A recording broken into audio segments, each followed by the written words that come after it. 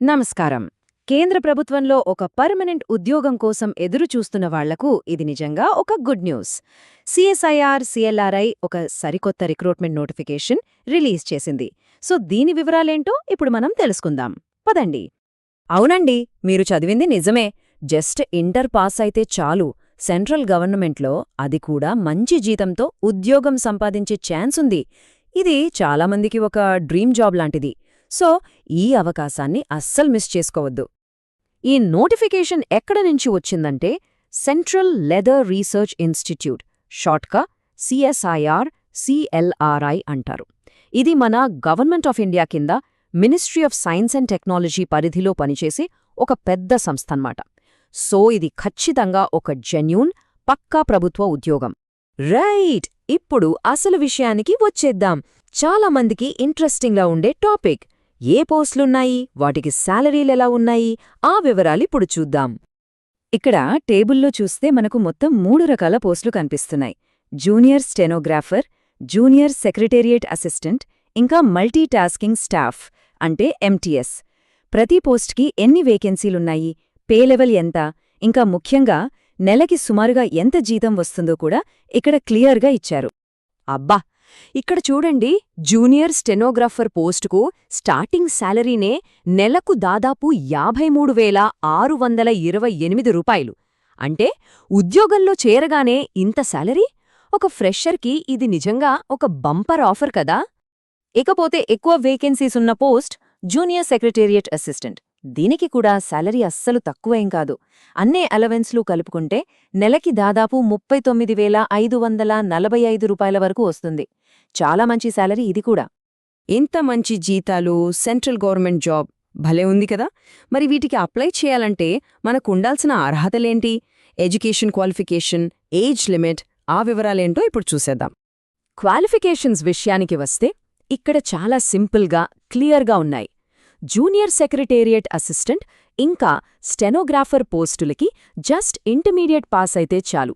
అదే multitasking staff అంటే MTS పోస్టుకైతే 10th class pass అయితే సరిపోతుంది.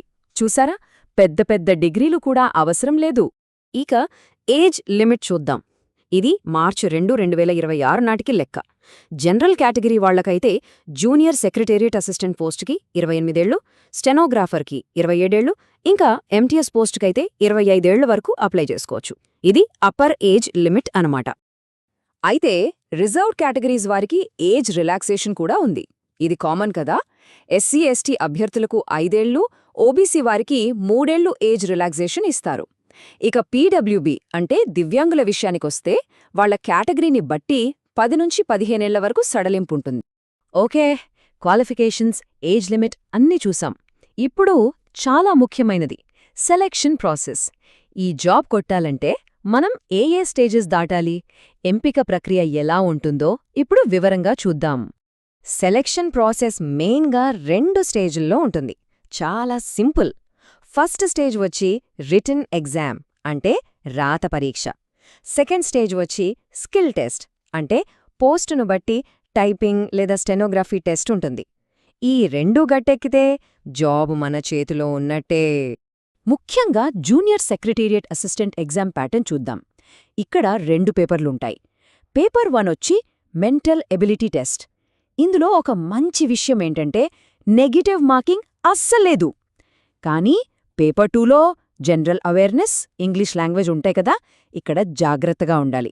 ప్రతి తప్పు సమాధానానికి 1 మార్క్ కట్ చేస్తారు. ఇది ర్యాంక్ని చాలా ప్రభావితం చేస్తుంది. ఇక్కడ ఇంకో చాలా ఇంపార్టెంట్ పాయింట్ ఉంది. అదేంటంటే స్కిల్ టెస్ట్. ఇది జస్ట్ క్వాలిఫైయింగ్ మాత్రమే. అంటే మీరు పాస్ అయితే చాలు. ఉదాహరణకి టైపింగ్ టెస్ట్లో నిమిషానికి 35 వర్డ్స్ టైప్ చేస్తే సరిపోతుంది.